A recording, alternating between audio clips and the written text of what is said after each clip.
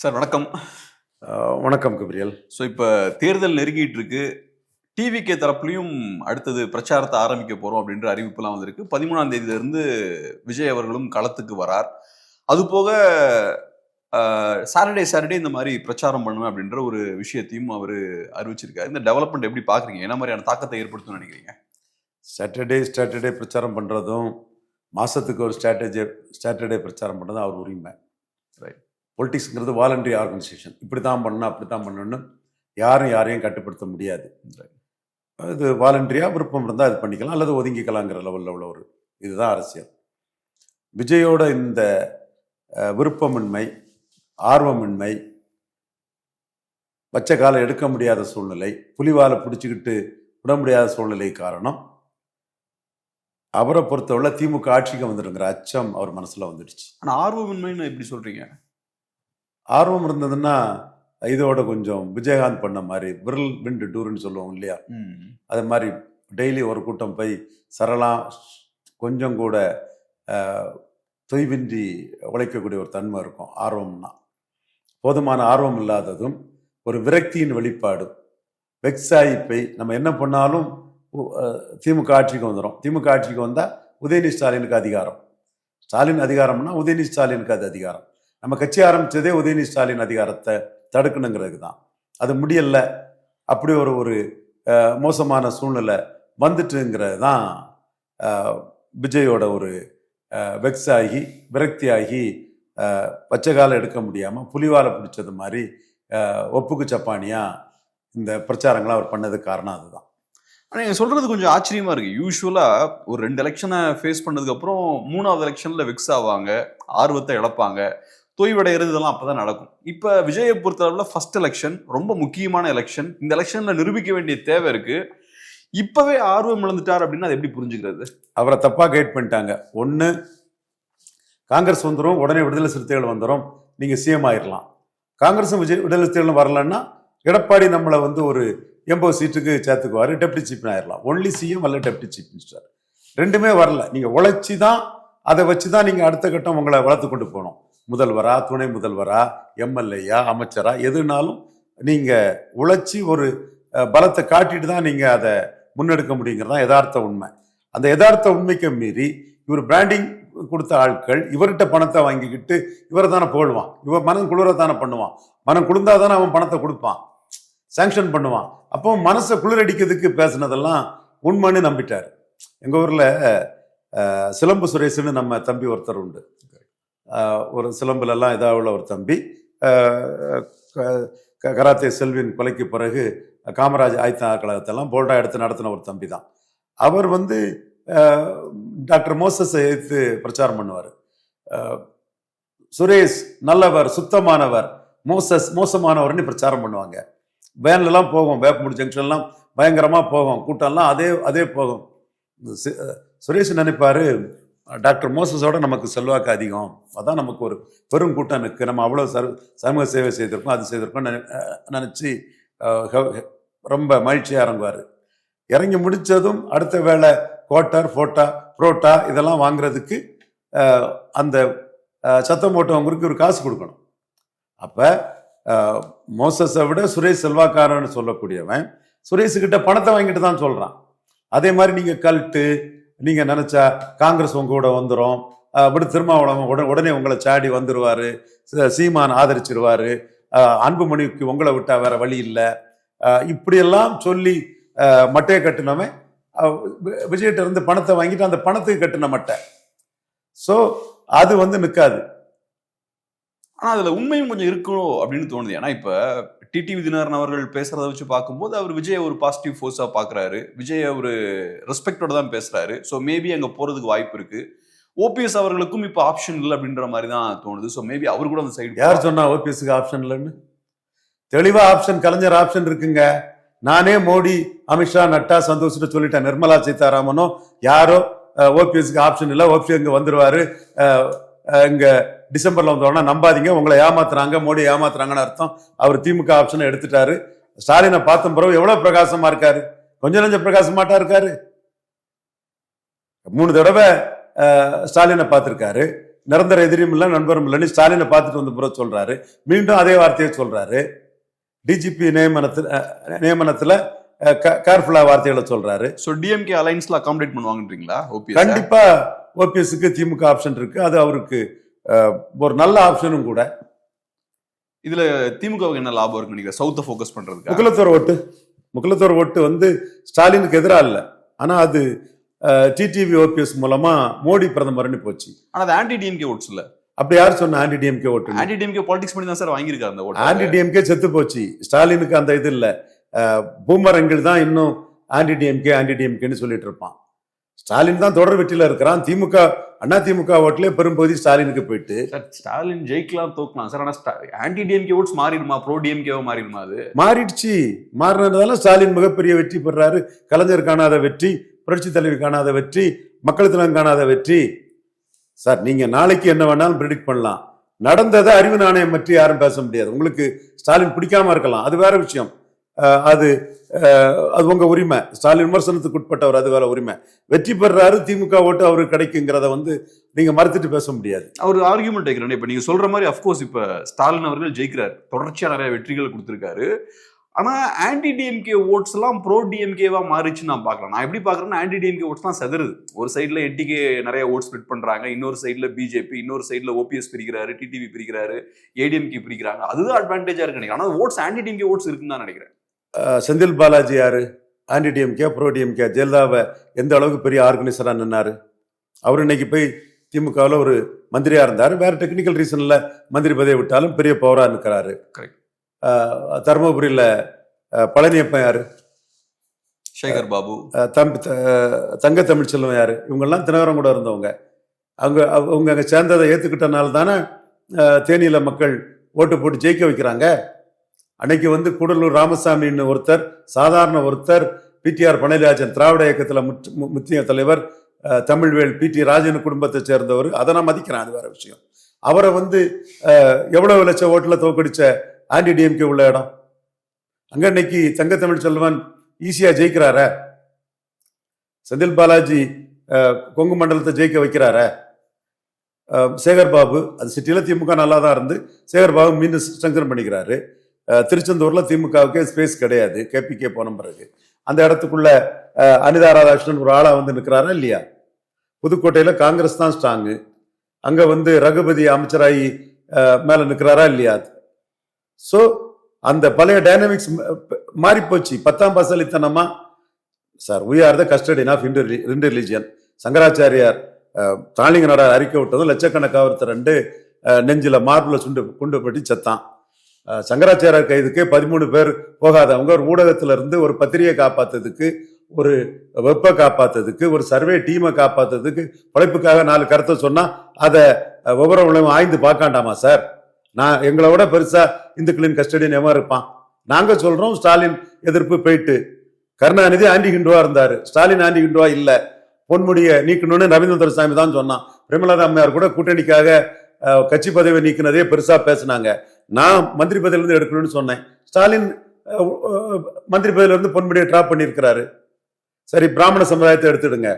SP Balasubrahmanyam, இவரு V P Raman, mandolin Srinivas, S V சேகருக்கு அப்பா ஜெய்சங்கர், எத்தனை பிராமணர்களை பல துறையில் உள்ளவர் அவர் வந்து கௌரவிச்சுட்டு போறாரு. பப்பாளி பழம் பிள்ளையார் வடிவில் இருக்குன்னா 5 நாள் தாக்கு பிடிக்குமான்னா கலைஞர் கேட்பாரு. ஸ்டாலின் அப்படி கேட்கலையே. ஸ்டாலின் வந்து ஆண்டி ஹிண்டுவா இல்லாதனால தானே ஸ்டாலினுக்கு வந்து இந்துக்கள் மத்தியில எதிர்ப்பு இல்லை. 5 பேர் ஒரு குறிப்பிட்ட சமுதாயத்தை சேர்ந்தவன் அவன் தொழில் ஓடுறதுக்காக பத்திரிகை, வார பத்திரிகை ஓடணும், வெப்பு ஓடணும், இது சர்வே ஓடணுங்கிறதுக்காக அவன் பொய்யும் புரட்டுமா சொன்னவன் இந்துக்களுக்கு அவங்களால என்ன பண்ண முடிஞ்சது? சங்கராச்சாரிய கைதுக்கு 13 பேர் தான் திரண்டாங்க. சாதாரண பாமர பிராமணர்களே அதை ஏத்துக்கல. ஸ்டாலின் வந்து கலைஞர் மாதிரி ஆண்டி பிராமினா இல்ல, ஆண்டி கிண்டுவா இல்லைன்னு இருக்கனால்தான் ஸ்டாலின் வந்து பெரிய வெற்றியை பெற்றுட்டு இருக்காரு. ஜெயலலிதாவுக்கு ஓட்டு போட்டவங்களும் ஸ்டாலினை ஓட்டு போட்டுட்டு இருக்காங்க. இது டேட்டா. நாளைக்கு போட மாட்டாங்கன்னு நீங்க சொல்லுங்க, அது உங்க உரிமை. இப்ப நீங்க ஒண்ணு சொன்னீங்க இல்லையா, இப்ப ஸ்டாலின் அவர்களுக்கு பெரிய எதிர்ப்பு இல்லை. இப்ப கலைஞர் அவர்களை பொறுத்தளவுல அவர் பேரை சொன்னாலே கொஞ்சம் பேருக்கு வந்து கோபம் வரும். அந்த மாதிரியான ஒரு ஹேட் வந்து ஸ்டாலின் அவர்களுக்கு இல்லை அப்படின்னு ஒரு பாயிண்ட் சொன்னீங்கல்ல.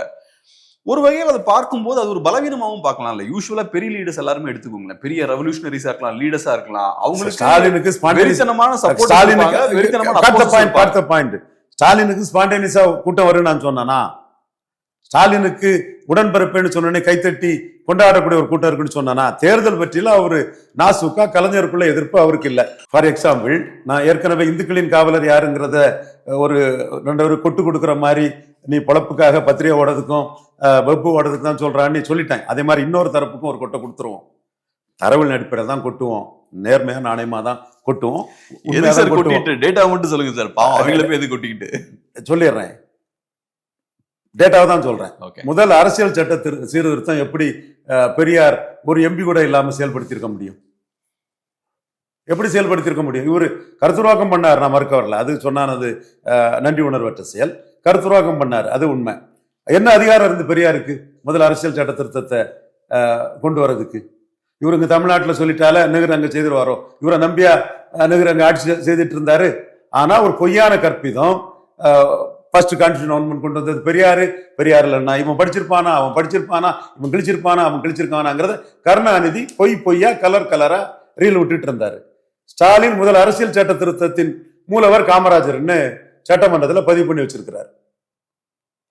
ஸ்டாலின் சொல்றதான் உண்மை. 27% மெடிக்கல்ல கிடைக்குதுன்னா ஸ்டாலினுக்கு அதிகாரம் தான் காரணம்.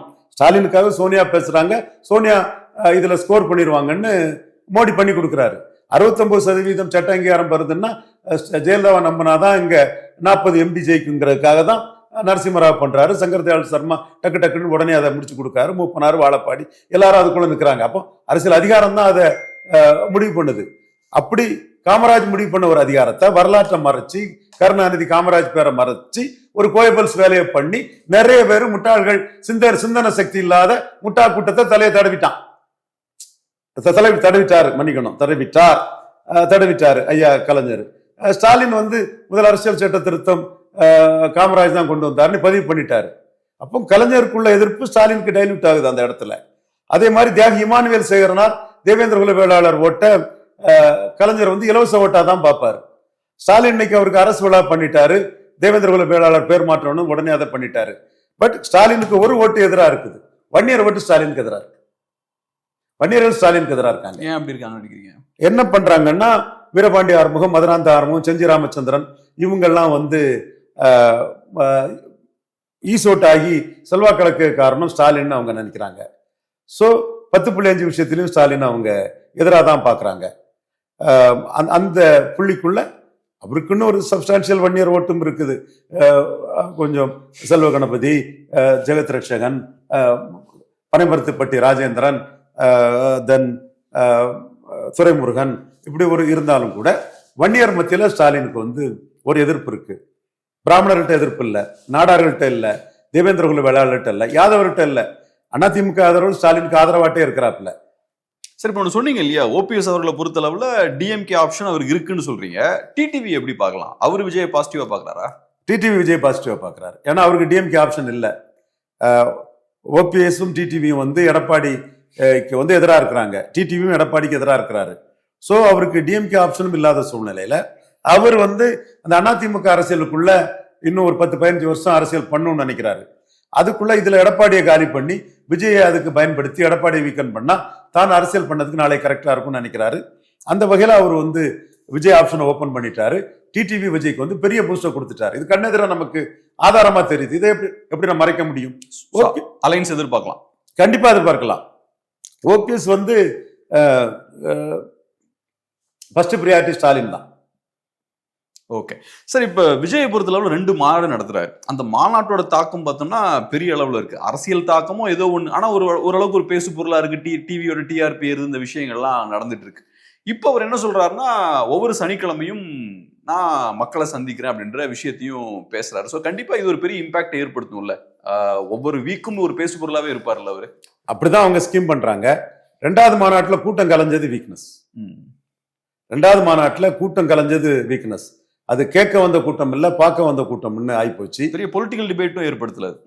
கண்டிப்பா பன்னீர்செல்வமே பாசிட்டிவா ஒண்ணும் இல்ல, கடுமையா பேசின தவறுங்கிற வார்த்தையை அதுல விஜய் அடிச்சிட்டாரு. ஸோ அவர் டு பி இன் நியூஸ் அதை இதை பண்றாரு. மீண்டும் நான் அதான் சொல்றேன், ஸ்டாலின் 45% வாக்குக்கு மேல எடுப்பார்னு ரவீந்திர சாமி சொல்றான். அதை விஜய் நம்புறார்.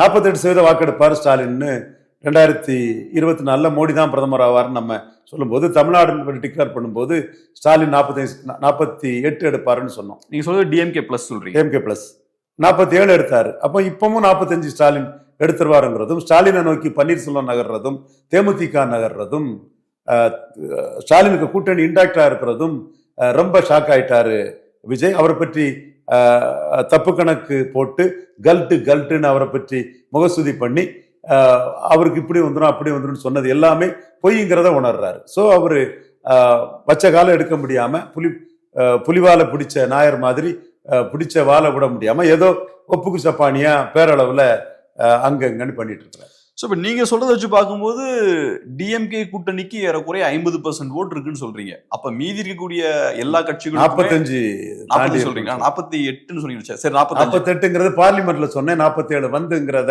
நான் சொன்னது கரெக்ட். அதுதான் விஜய் ரேட்டல்ட் ஆகிறார். இவன் கரெக்டா சொல்லுவானே, சகாதேவ மாதிரி எவனுக்குனாலும் கரெக்டா சொல்லுவான். இவன் சொல்றது மற்ற எவனையும் கம்பேர் பண்ணா இவன் சொன்னது கரெக்டா இருக்குமேங்கிறதான் அவரு விஜய்க்கு அச்சத்துக்கு காரணம். சரி, ஒரு அரௌண்ட் ஒரு 45 to 48 வச்சுப்போம் ஸ்டாலின் அவர்களுக்கு. அப்ப திமுக எதிர்ப்பு அரசியல் பண்ணக்கூடிய கட்சிகளுக்கு பாக்கி 52 தான் இருக்கு. இப்ப பாஜக 57 62 காமராஜ் உயரத்துல ஸ்டாலின் இருக்கிறாரு. என்கிட்ட எடப்பாடி வரட்டு, நான் ஸ்டாலினை தோக்கடிச்சு காட்டுறேன். 1-1 தான் ஸ்டாலினை தோக்கடிச்சு காட்டணும்.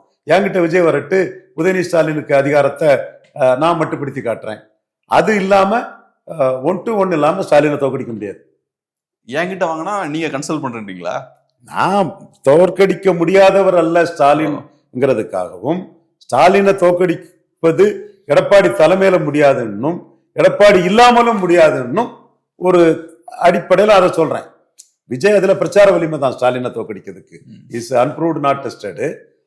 சொல்றேன், எல்லா சக்திகளையும் ஒன்று திரட்டி மூதறிஞர் ராஜாஜியும் பேரறிஞர் அண்ணா பெருந்தகையும் திமுக, சுதந்திரா, முக்கிய தேவர், ஃபார்வர்ட் பாக்கு, நாம் தமிழர், சோசியலிஸ்டுகள், டிப்ரெஸ்ட் காஸ்ட் லீக்கு, முஸ்லீம் லீக்கு, இப்படி பல கட்சிகளை எல்லாம், கம்யூனிஸ்டுகள் எல்லாத்தையும் ஒன்று திரட்டி ஒரு 1-1 கொண்டு வந்து 45-46% வாக்கு பலத்தில் இருந்த காமராஜர் தோற்கடிச்ச மாதிரி இன்னைக்கு 45% மேல வாக்கு பலத்திற்குரிய ஸ்டாலின் தோற்கடிக்கப்பட முடியாதவர் அல்ல. தோற்கடிக்கலாம், 1-1 அவர் தோற்கடிக்கலாம். மற்றபடி ஸ்டாலினுக்கு உயரம் ரொம்ப பெருசு, கூட்டணி இன்டாக்டா இருக்கும், ஜோதிபாசு மாதிரி அவர் இருக்காருங்கிறது 100% உண்மை. இப்ப விஜய் ஆதரவாளர்களை பொறுத்தளவுல அவங்க பரவலா சொல்ற விஷயம் என்னன்னா, திமுகவுக்கு விஜயை பார்த்து ஒரு பெரிய அச்சம் இருக்கு அப்படின்ற பாயிண்ட் அவங்க சொல்றாங்க. அது போக அவங்க சொல்ற விஷயம் என்னன்னா, இப்ப அவரு சனிக்கிழமை மக்களை சந்திக்கிறேன்னு சொல்லும் போதும் அதுக்கு பெர்மிஷன்லாம் கொடுக்க மாட்டேங்கிறாங்க. ஸோ போலீஸ்காரங்க எல்லாம் பிரச்சனை பண்றாங்க. இதெல்லாம் காட்டக்கூடிய விஷயம் என்னன்னா, திமுகவுக்கு விஜயை பார்த்து ஒரு அச்சம் இருக்கு அப்படின்ற ஒரு பாயிண்ட் சொல்றாங்க. எப்படி பாக்குறீங்க? எல்லாரும் தான் ஸ்டாலின் தங்களை கண்டு அச்சப்படுறாங்கிறதான சொல்றாரு. எடப்பாடி என்ன ஸ்டாலின் தங்கண்டு அச்சப்படலைன்னா சொல்றாரு, சீமான் என்ன அச்சப்படலைன்னா சொல்றாரு. அரசியல் ரீதியா எல்லாரும் சொல்லக்கூடிய ஒரு இதுதானே. இந்த கருத்தை 3 சிஎம் கேண்டிடேட்ஸ் சொல்றாங்க. விஜய் மட்டும் இல்ல, சீமான் சொல்றாரு, எடப்பாடி சொல்றாரு, விஜய் சொல்றாரு.